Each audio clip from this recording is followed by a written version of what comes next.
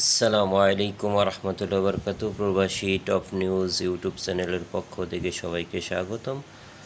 দর্শকবিন্দু, Thailand পদ্ধতিতে যেই চাষাবাদ আপনাদেরকে এর আগে দেখিয়েছিলাম, গাছগুলো তখন ছোট ছিল।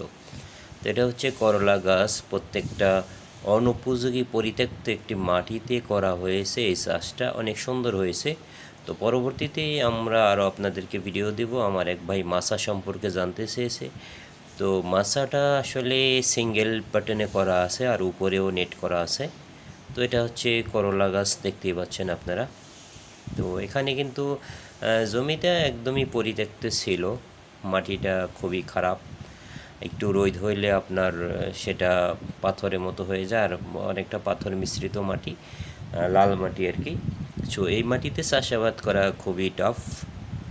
তারপরেও এখানে করা হয়েছে যে পদ্ধতিতে, আপনারা যেই মালচিং পেপারের মাঝখানে যেই গর্তগুলো দেখতে পাচ্ছেন, সেখানে আমি পূর্বেও বলেছি, সেখানে কালো মাটি, ছাগলনাদি পোড়ানো, জৈব সার, টিএসপি, এমওপি মিশ্রণ করে একটি মাটি বানানো হয়েছিল।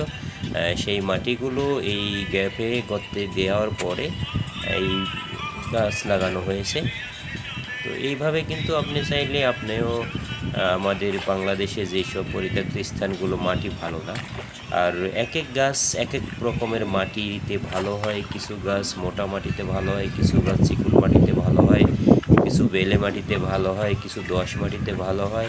সেই হিসাবে কিন্তু আপনারা এই পজিশন করে নিলে কিন্তু আপনারা সব ধরনের চাষ সব স্থানেই করতে পারবেন।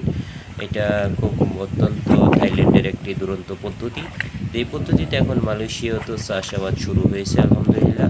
তো আমরা বাংলাদেশে করবো ইনশাআল্লাহ। তো এই বলে আজকের মতো এখানে বিদায় নিচ্ছি। সবাই ভালো থাকবেন, সুস্থ থাকবেন।